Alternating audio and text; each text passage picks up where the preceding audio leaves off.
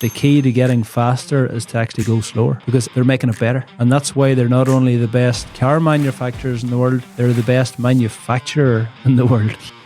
Hello and welcome to Lean Made Simple, a podcast about transforming your business and your life one step at a time. Today we're completely breaking format. We're doing something really, really different, and that is we're actually going to do a little reflective episode on our recent trip to Toyota. So we have three topics that we want to cover, three big takeaway, mind-blowing things that Ryan discovered on his last few trips.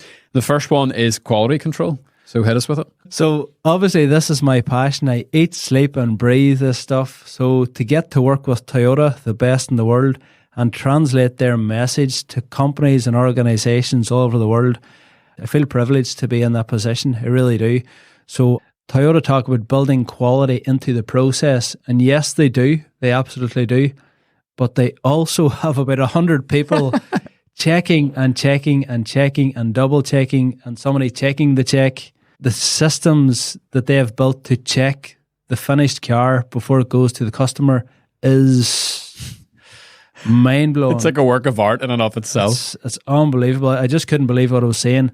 Like, one person's job was to check, to open and close the door to make sure it just felt right. And then they would just tweak it a little bit with a wee key or a wee tool and just do it again.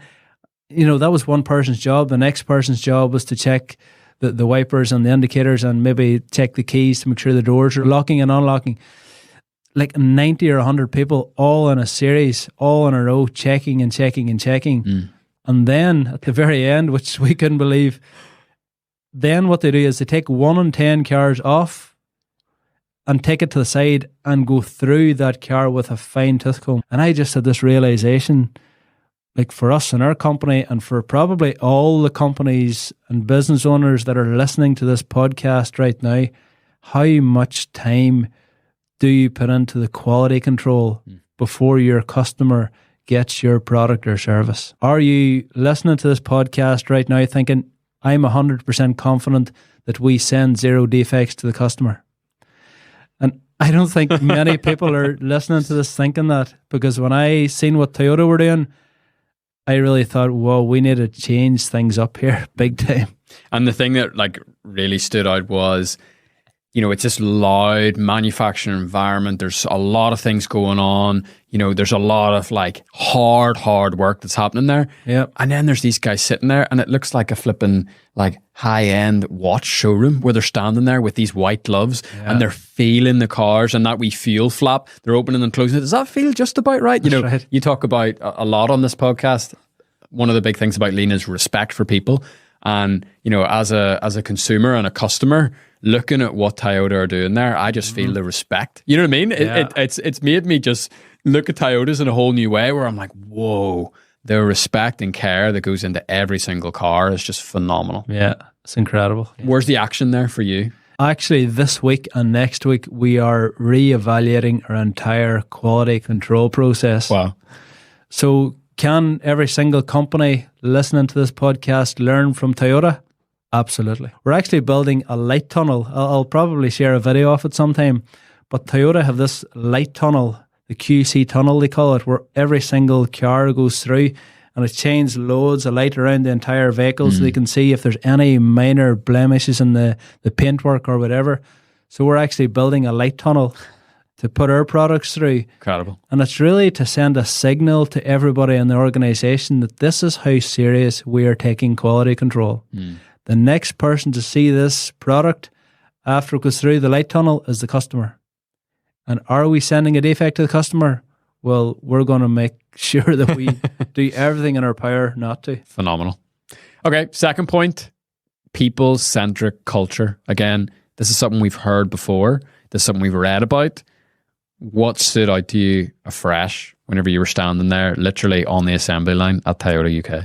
Yep. So we were fortunate to have got a guided tour around the entire facility. Like, we went places that no one has ever got access to before with a camera, and we were able to stand right beside the person making the dashboard lines and ask them questions, and we were able to see where the paintwork was being done. We were able to ask the questions to the guys who were putting the seats under the car.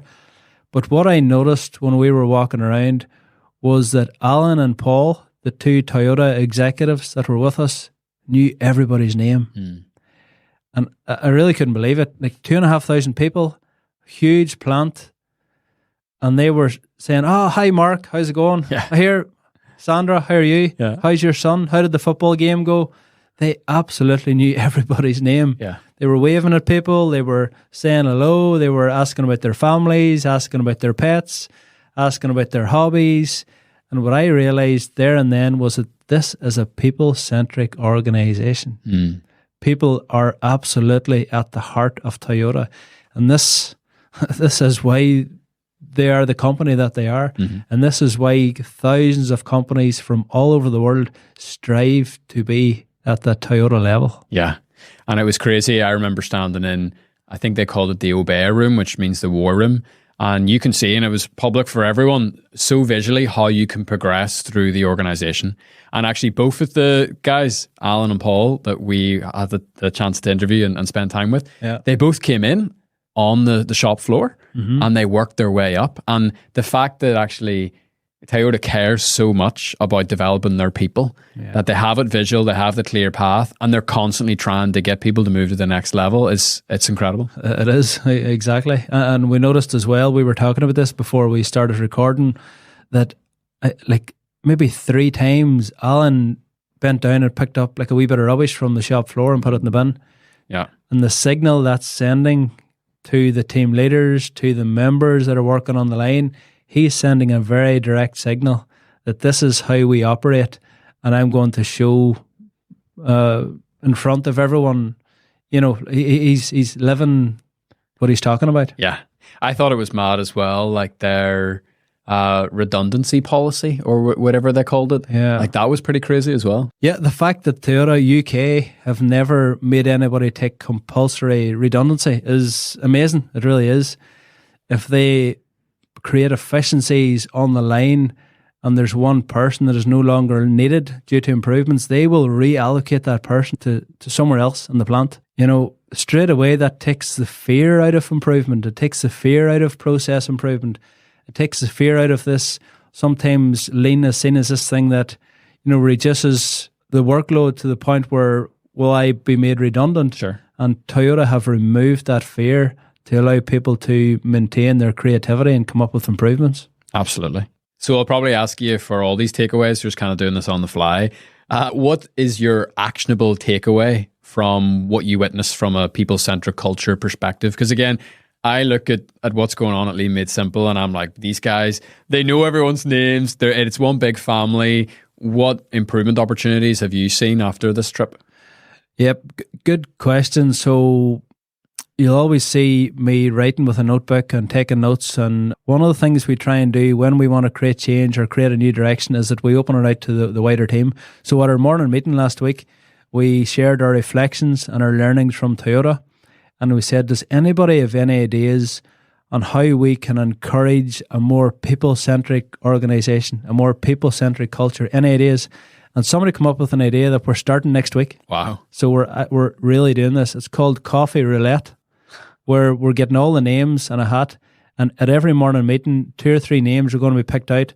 And it's like, okay, Jenny from the sewing room, you're having coffee with Cody from the welding area at 1 o'clock today. Next day is, okay, Noel from production, you're having coffee with Dervla from marketing today. So it's to get people to get to know each other better. We're calling it Coffee Roulette. And that's one of the ideas that one of our team members came up with. So we're actually applying it. The biggest gap in the world is the gap between knowing and doing. So we know we need to get more like Toyota. We know we have to be a more people-centric organization. So we have to do. Knowing and doing. So we have taken action on that already. Yeah. Phenomenal. Third and final big takeaway was Joka. So again, read it in Toyota way. Still not 100% sure of what it is. So what actually is Joka and how did you see it in action? So Joka, very simply put, to make it all very simple, Joka, the way we talk about Joka is we stop and fix. So it's a Japanese concept, which means stop the line or stop and fix when you have a problem. And again, it's in all the Toyota books. And I was kind of going there thinking, do they actually do it? Or is it just a concept that they kind of talk about? But I'm not exaggerating. I think the line must have stopped 30, 35, 40 times during our factory tour. It really did stop. Over the 2 days, yeah. It did, yeah. And each person has the authority to reach up and pull this physical and-on cord and stop the line. And everything stops. And they go to the source of the problem, find out what's wrong, come up with a solution, figure it out, and then they start the line again.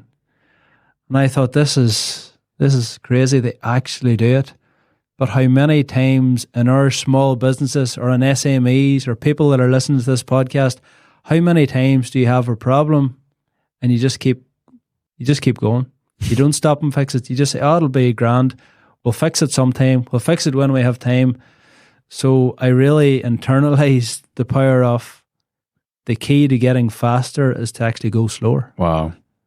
The key to increasing output is to actually stop when there's a problem. Yeah. Because they're making it better. Mm-hmm. And that's why they're not only the best car manufacturers in the world, they're the best manufacturer in the world. Yeah. That's mad. Yeah. I'm not from a manufacturing background, obviously, as you know. Am I right in saying that, normally in manufacturing, it's like, if you stop that line, you're literally going to get beheaded. It's like, keep the line going at all costs. Absolutely. Most companies, probably 99 companies out of 100, are production focused. How can we get as much product out the door as possible? If there's any problems or any issues, we'll fix them when we get time. Just move it to the side, and when we get around to it, we'll fix the problem. That's not how Toyota think. And we've seen it before our very eyes. They stop and fix.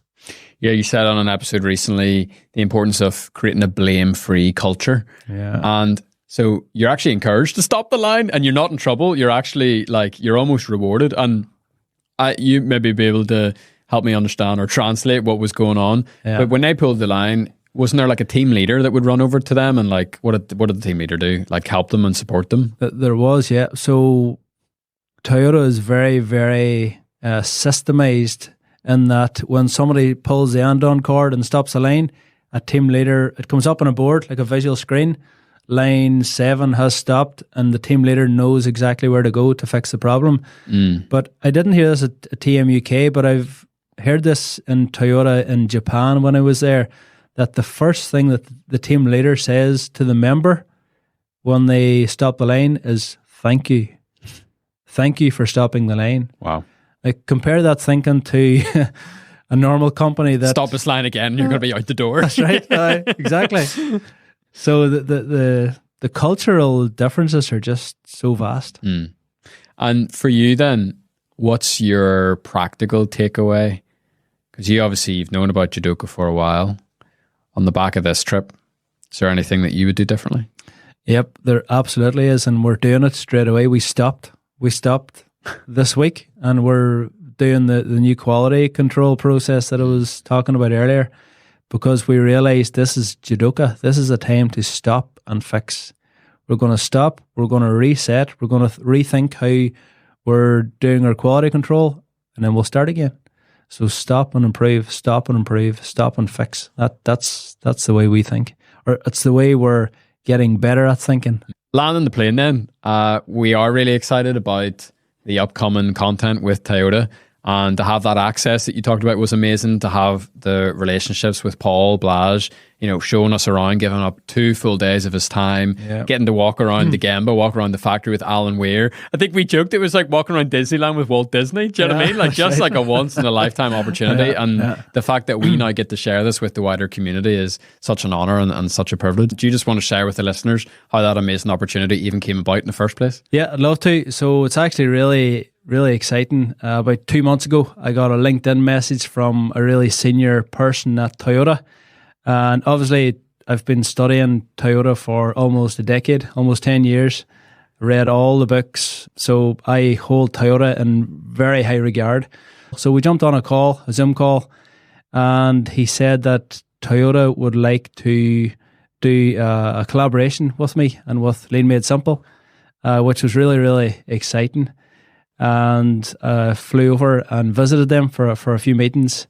They give me a tour of their factory in Derby, their final assembly plant, where they make the Corolla, Toyota Corolla. And I was absolutely blown away by everything they were doing. They were really hospitable. And at the end of the 2 days, we kind of agreed a way forward where Lean Made Simple and Toyota would officially collaborate. Class. It is exciting. It's very exciting. Toyota have a separate arm, for those who maybe don't know. Toyota have a separate division called TLMC, Toyota Lean Management Center.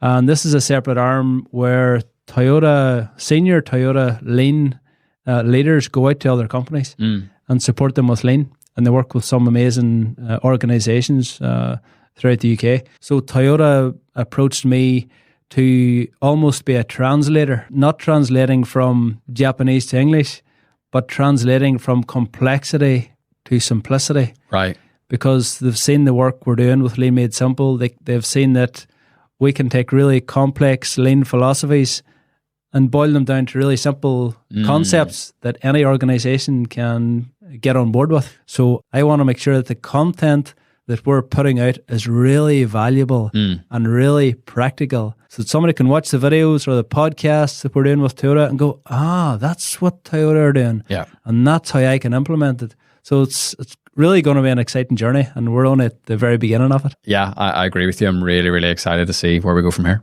Yeah. Awesome.